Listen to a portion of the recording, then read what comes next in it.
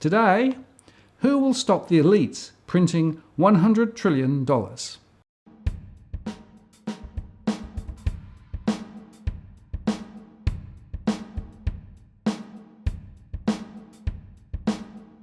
Hello again, it's Martin North from Digital Finance Analytics. Welcome to our latest post covering finance and property news with a distinctively Australian flavour.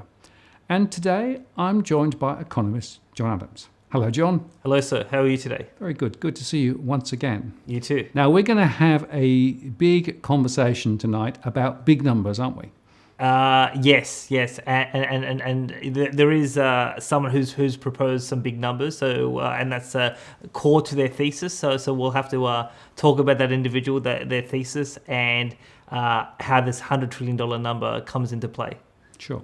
So the person we're talking about, just to sort of get the name on the table, is Harry Dent, right? So yes. We had the chance to spend some time with Harry last week, and in fact I put up an earlier post regarding central banks, and yes. I'll put the link up to that. But there was also another conversation that you and he had that I recorded. That is exactly correct. And so we're going to spend a little bit of time around that conversation. Yes. But in a rather different way. We're just not going to play it straight, right? No. Because there are some really interesting thematics coming through that perhaps are just one way of seeing the problem, yes. or maybe not seeing the same problems that we see. Yes. So I think the key thing for the viewers to know is, and obviously there's quite a few of our viewers who have followed Harry Dent over the last few years. And to be honest, I have followed Harry Dent. I have bought his books. I have read his thesis. I mean, he's not the only person I follow, but there's a whole host of other people. I sort of look at their work as well. Now, the reason why I thought it'd be that we shouldn't necessarily play the whole the whole interview without this discussion first is that the Dent thesis, it is a very specific thesis. It is a very specific scenario, and obviously your work at DFA's work is a series of scenarios. My 6 pathways to economic Armageddon that I published with news.com was 6 scenarios. So we're basically saying that depending on a range of factors, certain things may happen, and we haven't said one way or the other which one of those things will it be. But the Dent thesis is very categorical. It is one event, global depression, and because there is going to be a global depression according to the Dent thesis, the way you prepare yourself economically, it's very specific. And obviously Harry has been in the country several times in the last decade talking about the thesis, and to be honest, because for example, he was here several years ago saying that property prices was going to fall 50% within 12 months, and that didn't materially happen. People have criticised the thesis that he has expressed. Mm-hmm. Now, just so we're clear, a global depression is actually one of my 6 scenarios. So the Dent thesis is absolutely plausible. But what I did in this interview with Harry was to unpack the core tenets of the Dent thesis and get down to some very specific technical questions about how this may play out, to really ascertain whether a depression is the only scenario that may play, or could there be a few other scenarios that may result depending on a whole host of factors. I think let's just pause. Scenarios are really useful, right? Because what it shows is that there is a degree of uncertainty about how all of these things may play out. Now, there are lots of different moving parts. And the problem with being really definitive about a particular set of outcomes, and I guess you could say Steve Keen had this issue a decade ago, right? Yes. If it starts to go off track, then everybody says, see, you don't know what you're talking about, right? Precisely. The point about economics is there are so many moving parts, and it's a very complicated set of mechanisms, and you're also trying to predict a whole bunch of externalities, like who different players and stakeholders might react, how they would react, what they'll do, and all those sorts of things, right? Yes. So yes. All of those things mean that scenarios is a much better way of articulating some of the different interplays and opportunities and possibilities. Precisely. And one of the, I think, just talking about economics for a second, when we talk about the sciences, I would prefer to think of economics as a social science as opposed to physics. Right. So physics, it's very sort of in terms of axioms, in terms of physical laws, in terms of equations. It is very sort of logical, sort of straight, you do this will happen. Whereas, because we're dealing with people, and people behave in certain different ways under certain circumstances, and because we have institutions like government, and they have the capacity to make decisions that affect how people will react in an economy. That's why thinking of it as a social science is more appropriate. Therefore, if it's a social science, there is an element of subjectivity when it comes to economics, and obviously that's how when I think about where this economy is going to go, where this Armageddon, how it's going to play out, I do think of those subjective elements and how those subjective elements may play out from the politics to consumer behavior to financial markets, etc. Yeah, and actually I use fractal modeling in my scenarios, right? Trying to make the point that there are so many interconnections and so many potential outcomes that you can't always be definitive about that outcome or that outcome, right? Yes. And so again, it's trying to build in that degree of uncertainty and unpredictability into the modelling. Yes. And that's actually really important. And by the way, central banks and Treasury, you should be doing more of this stuff, not just sticking to your narrow specific view, right? Despite all the evidence. Yes. As we've said before. Exactly. Yeah. Look, I think the Reserve Bank and Treasury, to a large degree, are still stuck in the 1930s with the with Keynes' general theory. Yeah. But I think it's important because in fact I actually got a phone call 2 days ago from an individual who sold their property in 2016. And this individual told me it was based on the Dent thesis, thinking that an impending property crash was going to happen. They've been renting for about 2 years now. They're in regional Victoria, so we are seeing that in the capital cities like Melbourne, prices are coming down. So they are looking now to, at some point, because they need to live in something, so they need to buy a property at some point. So maybe they can purchase a property with a good deal because there's a falling market. But it is a clear example of where when an economist is categorical and that prediction doesn't come out true. For those who are maybe not accustomed to economics or not sophisticated about some of the technical issues, it could lead to financial decisions that may not play out in the best interest of certain individuals. So obviously that's why I wanted to sort of really get to the essence of the Dent thesis and obviously see whether it stacks up or it doesn't stack up. And truth be told, even though a depression is plausible, and we'll explain how it is plausible, by the end of the conversation with Dent, I walked away not like more unconvinced by the Dent thesis than when I started. Mm-hmm. Okay. So speaking to Dent convinced me that perhaps he's more wrong than right, and that sort of transformation happened during the conversation. Okay. Well, that's very interesting. Well, let's start, shall we, by going through the Dent conversations or pieces of it, yes, and then effectively providing some narrative around each one, and then take us towards that journey that you've described. One of the central points of the Dent thesis is that there are two core factors that are going to lead to a deflationary depression globally.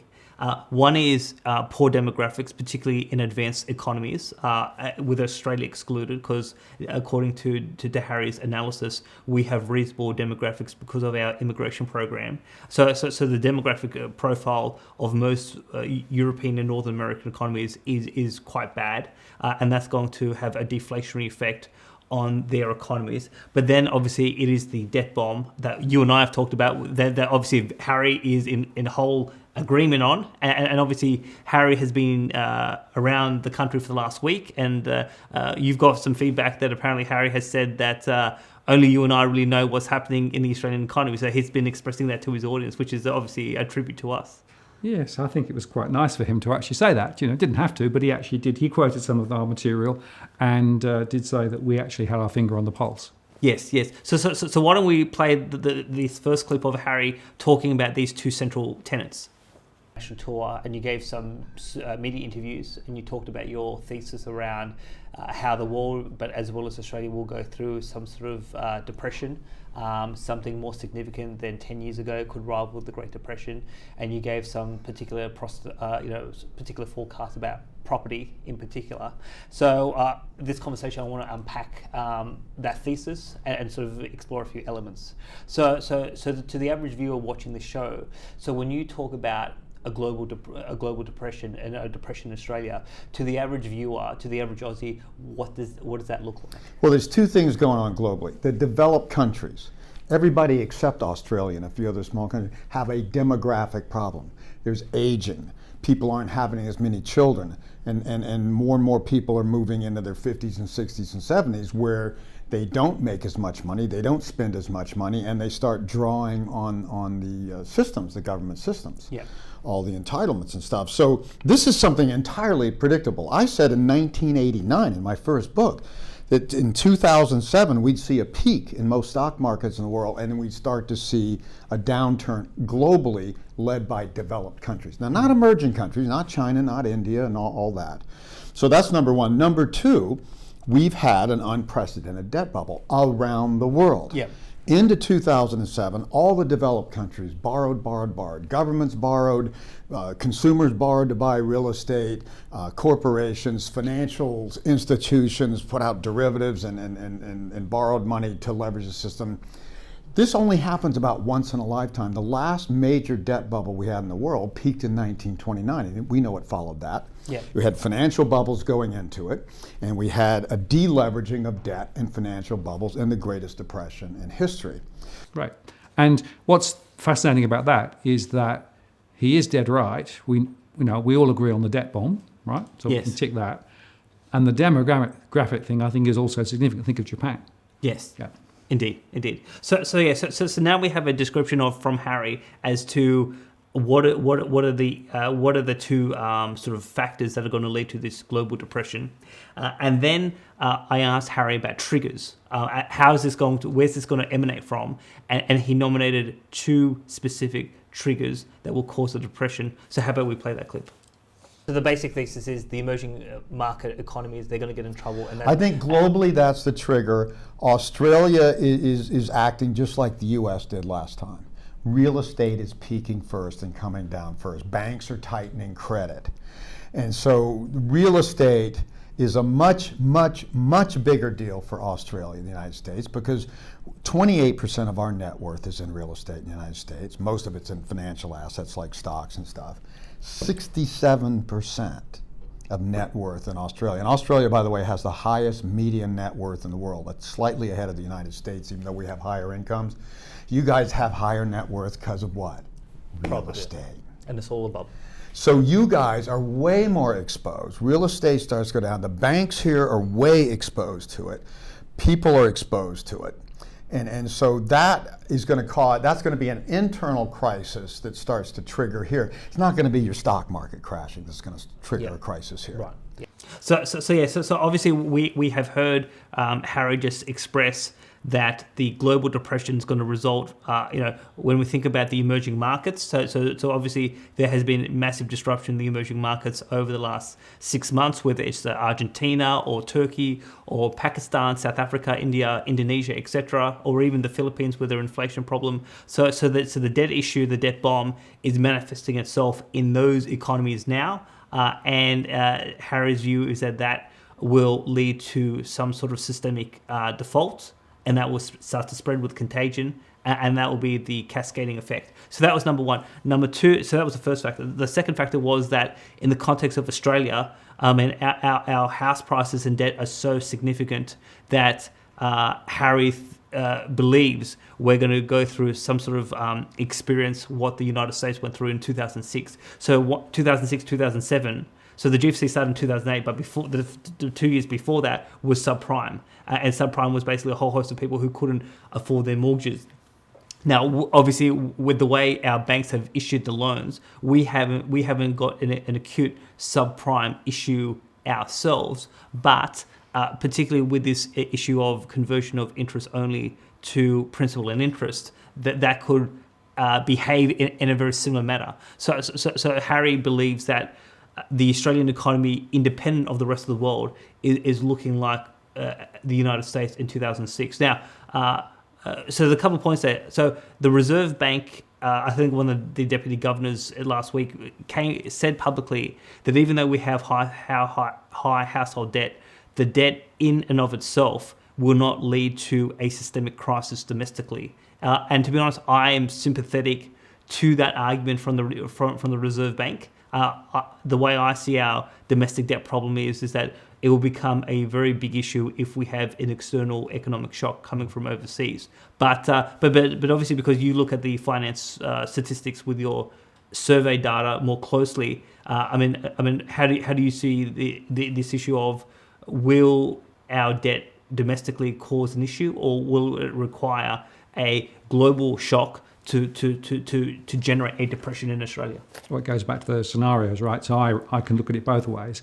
If we don't get external bad news and frankly get hit over the head by a 4x2 from emerging markets or from the Fed doing dumb things, then there is a chance that we can actually see a relatively contained fall in home prices and a contained fall in debt, which is manageable, as long as inflation doesn't go too far the wrong way, employment or unemployment particularly starts to rise, and interest rates don't move up. Any of those things will be a sufficiently large trigger to move us further into problem areas, right? Sure. So problem areas, but independent of the economic shock, you don't believe that we will have a depression in Australia? No, right. Exactly. So it's sort of on the gradation, but all bets are off if you get that external force, as we had in 2007 and 2008. Yes, and obviously we want to be fair to Harry. So Harry's thesis is specifically we will have a global depression because global debt it is unsustainable. Yep. So it's not that he's saying we will have a domestic depression independent of the rest of the world. Yep. His thesis is that we have some domestic issues that will play a big role, but there will be an external cascading issue with debt. And the way I think about it is, if the emerging market is the trigger this time, of course last time it wasn't emerging markets, it was actually the developed world. Yes. Between the US and Europe. Yes. Emerging markets, but it will be amplified in Australia because of the high debt profile that we have and the risks in our housing sector. Absolutely. Yeah. But also because of the foreign debt and the exposure of our banks to the international credit markets. Yes. Yeah. Okay. So obviously we've just talked about Harry's thesis about triggers. Yep. Now, the core prerequisite, in my view, to having a depression is the the banks have to fail around the world, yep. Including some of our banks, so the financial markets has to blow up. Now, when I've looked at previous depressions historically in the 20th century, in the 21st century of a global nature, it always resulted in the banks failing. Now, this is obviously a central conversation that you and I have been having, but also this is the mandate of APRA, financial stability. This is the Financial Stability Board coming out of the G20. So for a global depression to happen, the banks must collapse. If they do not, because of bail-in, because of bail-out, because of quantitative easing, because of negative interest rates or zero interest rates, a depression is likely not to occur. So the Dent thesis, one of the things it does hinge on, the banks must collapse. So because of that, so is your thesis that we will see banks around the world fall over? Yes. Ben Bernanke, he said, he knew about the subprime loans. He says, look, it's only this percent of loans, it's only blah, blah, blah, it's containable. No, it wasn't containable because it started a domino effect. Sure. Okay. So basically, to summarize your position, so you do expect systemic bank failures across the country. And we know that our policymakers and policymakers around the world are focused to move heaven and earth to ensure that event does not happen. So one of the core assumptions of the Dent thesis is that attempt to save the banks and the financial markets will ultimately fail. Now we'll talk about where this $100 trillion figure comes in terms of printing to save the banks or to reflate the debt bubble. But do you have any comments about this central assumption that the banks will fail and that the banks must fail in order to have a global depression?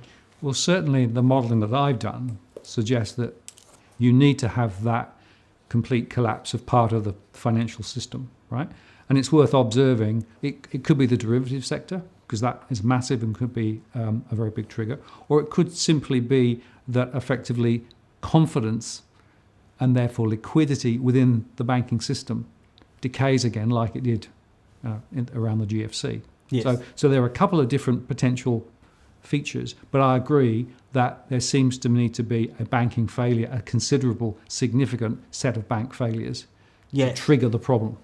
Indeed. Now, because it is uncertain as to whether the banks will fail or not, I mean, that's why in my 6 scenarios that I've published publicly, a depression is one of them, but it's not the only one, because I can't categorically say the banks will fail. They may not. But yet, I guess the Dent has said that categorically they will. Yep. So for those listening to this program who have gone to Harry's events, read his books like I have, and who have either sold property or if thinking about selling property based on the Dent thesis, you must have at the center of your financial decision making this question: will the banks fail or not? If you do that, if you do believe that they will fail, then listening to the prescription, the financial prescription of Dent, it is sound. Although on the flip side, if you have a lot of money in the banks, large deposits, and you believe the Dent thesis, well, if there is a systemic failure in the banking system, you will lose your deposit. I mean, that is a consequence of this central assumption. Yep, no, I agree with that. And, remember that the banks have much more capital than previously. So, that's the one thing that you can say compared with 2008. The banks are better capitalized now, right? But that doesn't save the day, in my view. Yes. So that's a really important point. There's more debt in the system. Yep. The banks are more capitalized, and some of that debt has been shifted out of the banking system into capital markets. Yep. So it could well be that the capital markets blow up, and that then is so enormous that it subsumes the banks, as opposed to the problems initiating in the banks themselves. Yeah, and that's why I come back to derivatives, right? So if you think about the 570 trillion or whatever the number is now, depends on what it is, that number on its own is so huge, and the problem is that if you look at the real value of bank failures last time around, the derivatives relating to it was 3 or 4 times larger. In other words, the failed contracts were 3 or 4 times larger than the underlying bank losses, right? And so that's why I think personally derivatives is where a lot of the potential risks will be. And a lot of that is then, as you say, outside standard banking. Yes. Now, because, so the last time there was an issue in the banks, central banks printed $15 trillion, zero interest rates, governments had fiscal stimulus, everyone got involved. So obviously now, if you've started to see systemic problems, if you start to see declarations of insolvency in the financial system, now, if you let the financial system go, you will have a depression. And obviously, when we spoke with Sean Quinn in the episode about Ireland, and we said, well, what if there was a cut of liquidity or a threat to cut liquidity to our banking system? And I said, basically let the system go, have a depression. So we said in that situation, if we had the choice, depression is actually the right course of action, because we want to liquidate the debt out of the Australian economy. But yes. So obviously, I will go on in the next clip is to ask the central question to Dent: will they intervene or will they let the system go? He did say that they will attempt to intervene. So let's listen to Harry say that. Sure. So when we start to see systemic risk coming to the fore in the global economy, do you think that the governments and the politicians, they're going to let the system go, or they're going to attempt to intervene to rescue the situation? Of course they're going to attempt. So we just heard Harry say that there will be an attempt to print. So this is where actually Harry and I agree. So Harry says the banks will fail, but they will try to save it. So now, I'm not sure if the banks will fail, but I do agree with Harry that if there is a systemic global problem, they will attempt to step in, whether, again, bail out, bail in, zero interest rates, quantitative easing, negative interest rates, fiscal stimulus, all of the existing policy tools. And who knows, maybe the central banks have a few new techniques that they have been developing over the last time. So the question then becomes is, if they will intervene, which Harry and I agree with, the question is, what does that intervention look like? Now we've just described a whole host of techniques, but after the last GFC, the World Central Banks printed about 15 trillion. Now we know that the bubble is bigger than 10 years ago, so mathematically, to my mind, the printing will have to be more than 15 trillion. What is the precise number? I don't know, and my feeling is that no one knows. And no one will ever know until the situation arises. But Harry does express a number about $100 trillion. So let's listen to Harry talk about that. All of this stimulus, they've already done this. If the economy starts to fail, and I think fail badly, people will say, the government's going to say, oh, well, we just didn't do enough. Oh, okay, so 16 trillion didn't work. So you're going to need 50 trillion this time, quantitative easing? 100 trillion? So my estimate, $100 trillion in the world, 100 trillion out of about 300 trillion in debt is at risk of defaulting. They're going to print $100 trillion to offset that. I don't think people are going to go for it. And that is a really big number. That is a very big number. Now again, no one can be categorical about the number because we really don't know until that situation rises and how bad fear is, how bad panic is, how bad the derivatives go, how bad the systemic defaults are. Now, it could be less than 100 trillion, it could be 100 trillion, it could actually be more than 100 trillion. So obviously, so that is a big assumption about if they have to print. They may have to print up to 100 trillion. So let's accept that. Now, the core essence of the Dent thesis at this point is to say is that there are political limitations to the elites, the central banks printing $100 trillion. Now, and obviously Harry goes on to explain why that is. So let's listen to Harry talk about these limitations. So your thesis is what the politicians will the politicians attempt to print 100 trillion or they won't? They will propose to, and there'll start be people going, well, wait a minute, you did this before and it didn't work. Now we're in a worse situation than before.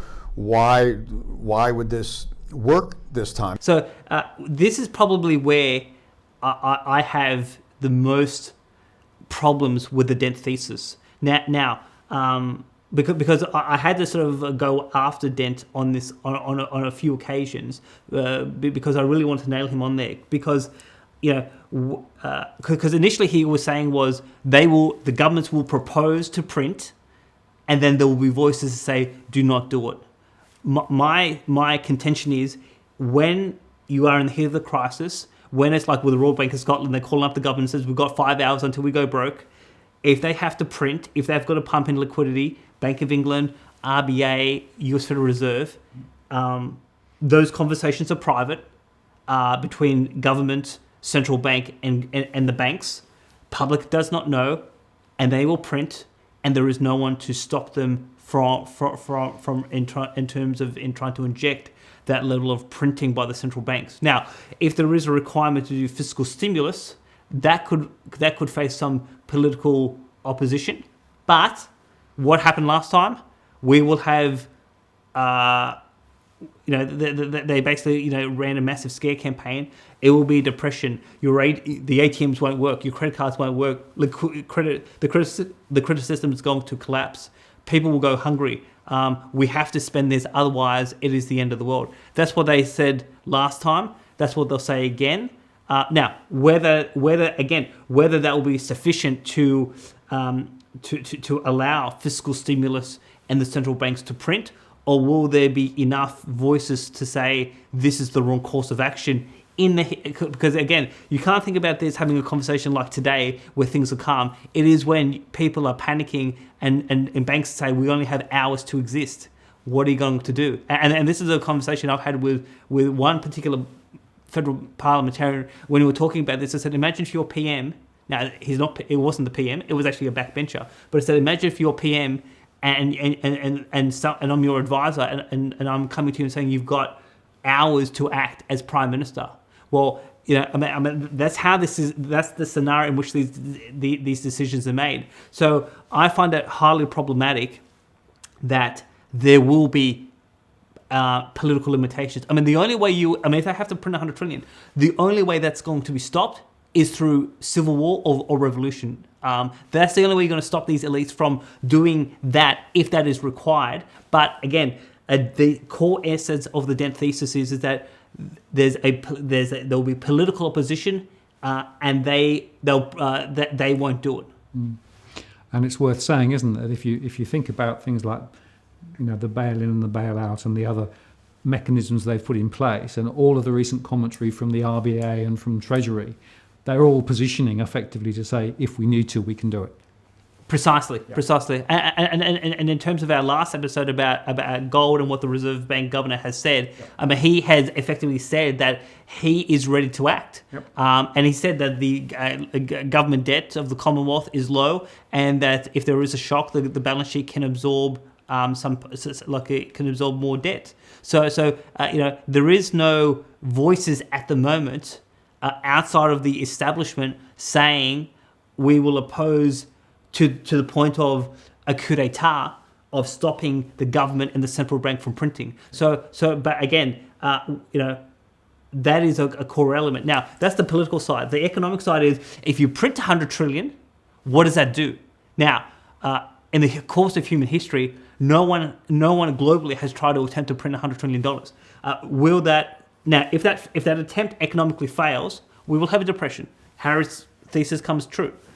If it actually works to put a floor under the global economy and to reinflate the debt bubble, but it'll be obviously bigger and riskier than we are today, well, we may not have a depression, but we may have a global currency crisis, which is one of my scenarios, etc. So again, if they can politically do it, we don't know what that will do because it's never been done before. But I guess this is another point of contention that I have with Harry is he's been very categorical to say global depression, and yet no one knows if they print 100 trillion what will happen. Sure, and of course, no doubt that will inflate asset prices even more. Like last time, it will lift the amount of debt in the system. It will probably create even more inequality. All of those things that we saw from a decade ago and are still working through. Yes. Only writ large. Yes. Now the thing is that there are certain people who have said historically, you can just do this again and again, and you can do it in perpetuity. Now, I'm not necessarily a believer in that. I think there are limitations to how often and how much you can do this.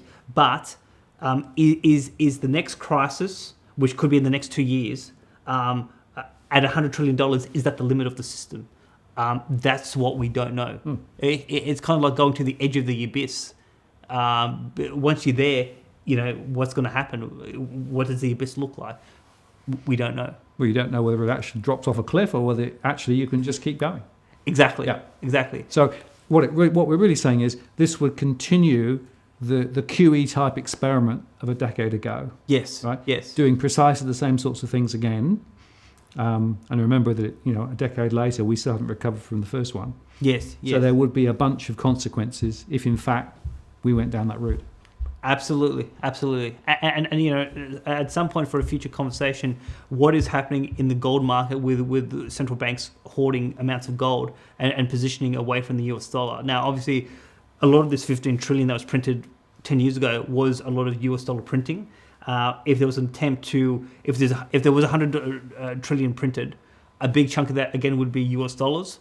There would be a question as to whether other countries want to hold US dollars? Do they, or they want to hold something tangible like gold? And if there is a shift of portfolio allocation, that could actually lead to a dumping of the dollar, and that could have, like all sorts of effects. I mean, Ray Dalio only in the last week has said that if the US dollar lost its reserve currency status, the US dollar would lose 30% of its value. Now, Peter Schiff, who's like sort of one of the arch rivals of Mr. Dent, he said he thinks it could be up to 70% of value. So yeah, there are massive consequences to what the US dollar could do and what that would mean for the global monetary system if they pushed it really to the limit. But would that necessarily result in a depression? Not necessarily. So where do we go from there, John?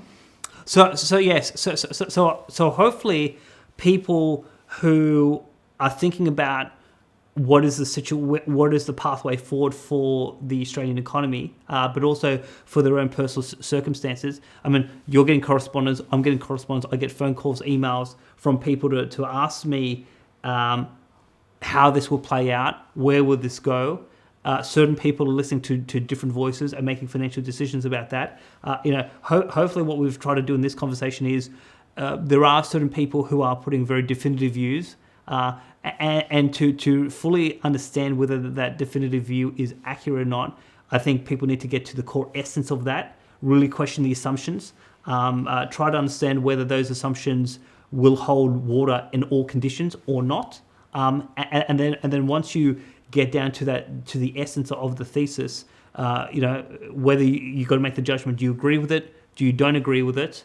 And in the Dent thesis, after the conversation, I walked away saying, well, if they have to print 100 trillion, they will print 100 trillion. No one will stop them, and no one really can be categorical as to what will the economic effect of 100 trillion be. I mean, because I think it's going to have more implications around inflation, but also implications for the international monetary system, as opposed to resulting in a depression. So that's why by the end of the conversation, I was less convinced about the Dent thesis compared to when I started the conversation.